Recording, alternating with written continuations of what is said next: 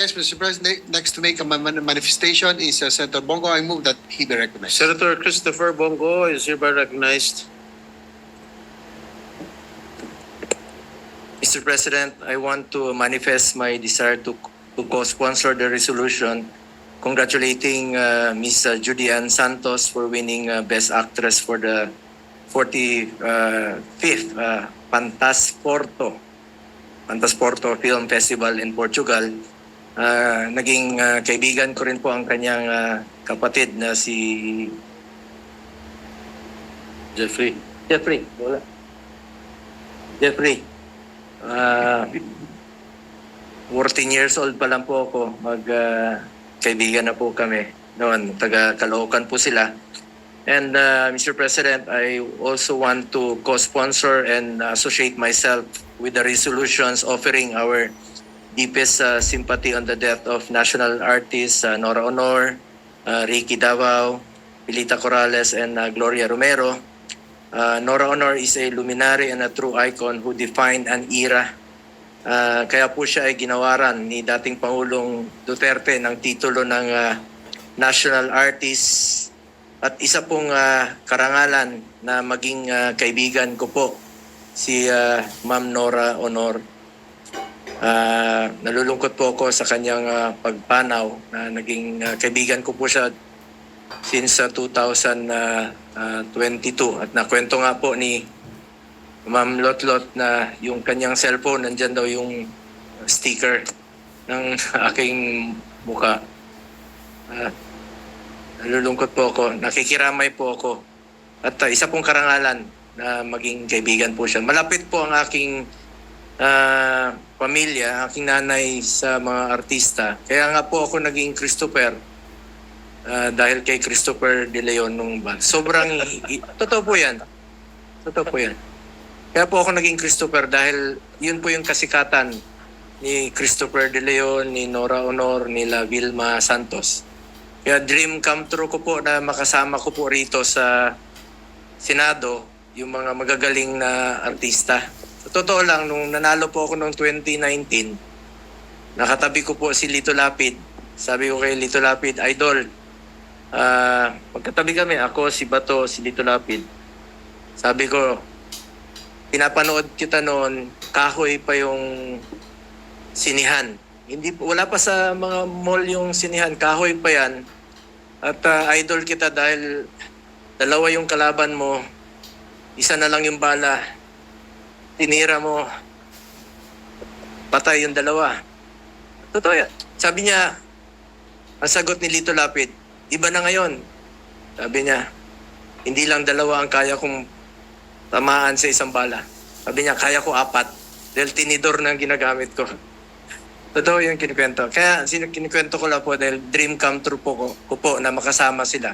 Ang ating pro tempore, napapanood ko yan noon sa sinihan. Isa po yan sa ating mga idol sa pelikula, pati sa ngayon sa basketball. Isa na lang po ang nagkulang sa kanya aside from artista at politiko. Boxer. Di ba sir, nanununtok ka noon? Biro lang. Bayad po ito si Senator Jinggoy.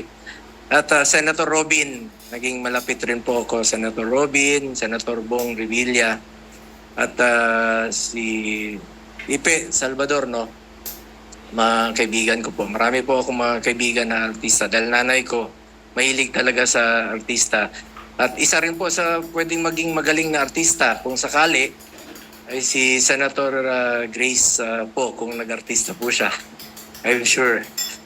At halos naman lahat dito ay malapit sa artista dahil ang ating Senate President, ang kanyang may bahay ay artista. At marami pang iba rito. Sino pa ba? Gusto mag-artista, may girlfriend na artista. Hiwalay na. Ayaw tumingin dito eh.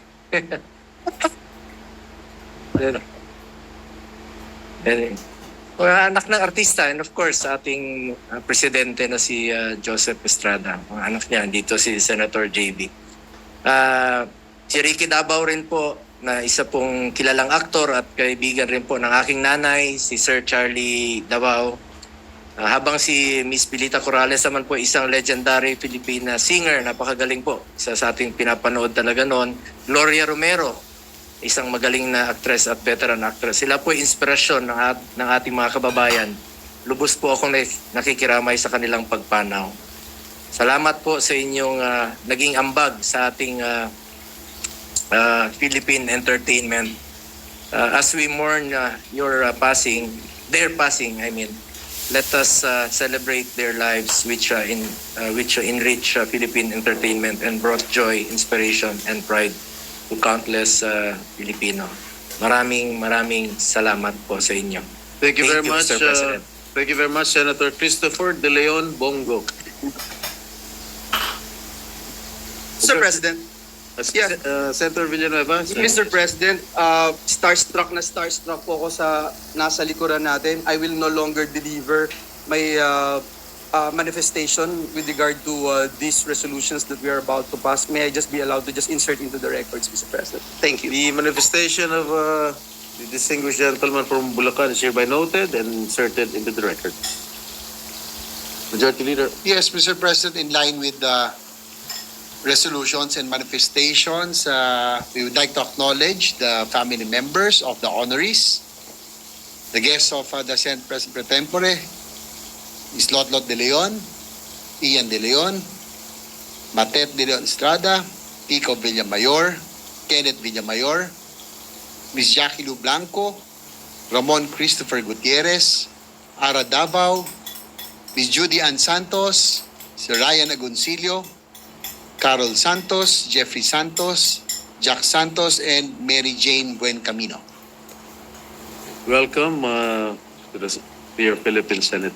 May we request them to come forward to receive their But certificate? before that, Mr. President, we'd just like to adopt this simple resolution so that we will just have one Please proceed. photo opportunity. Mr. President, I move that we consider and adopt proposed Senate Resolution number 1361. This is the resolution commending and congratulating Pedro Taduran for successfully defending the International Boxing Federation or IBF World Minimum Weight Championship title. So move, Mr. President. Any objection? There being none, the motion is approved. The resolution is hereby adopted. Congratulations, Mr. Pedro Taduran. Pedro Tadura. Yes, Mr. President, but before we suspend, Senator Bongo would like to make a manifestation. Senator Christopher De Dali. Leon Bongo. Boyet. Mr. President, esteemed colleagues, as sponsor of this measure and as chairman of the Senate Committee on Sports, I just want to congratulate Pedro Taduran for successfully defending the International Boxing Federation, IBF, World Minimum Weight Championship title.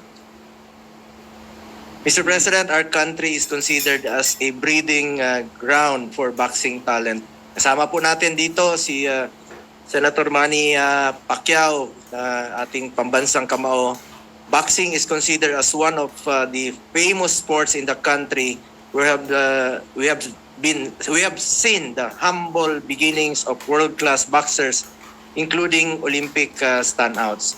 Suportahan po natin ang ating mga boxers at kayang-kaya po natin mag-produce ng marami pang medalists sa Olympics. Katuwa po, no, since 2019, ako naging chairman po ako since 2019, nakamit po natin ang first ever gold sa ating 2020 Tokyo Olympics at nakadalawang gold naman po tayo sa 2024 Olympics. Magtulungan po tayo, suportahan po natin ang ating mga atleta.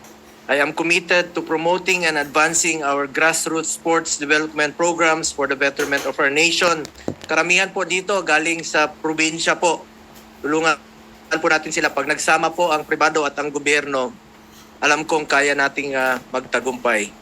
Mr. President, sa kabila ng ating mga problema at iba't ibang hamon sa buhay, tayong mga Pilipino ay lumalaban at namamayagpag. Naway maging daan ito upang mas marami pang mga kabataan ang mabigyan mo ng inspirasyon na mangarap at magtagumpay sa buhay. Mabuhay ka, Pedro. mabuhay ang atletang Pilipino. Thank you, Mr. President. Thank you, Senator Bongo.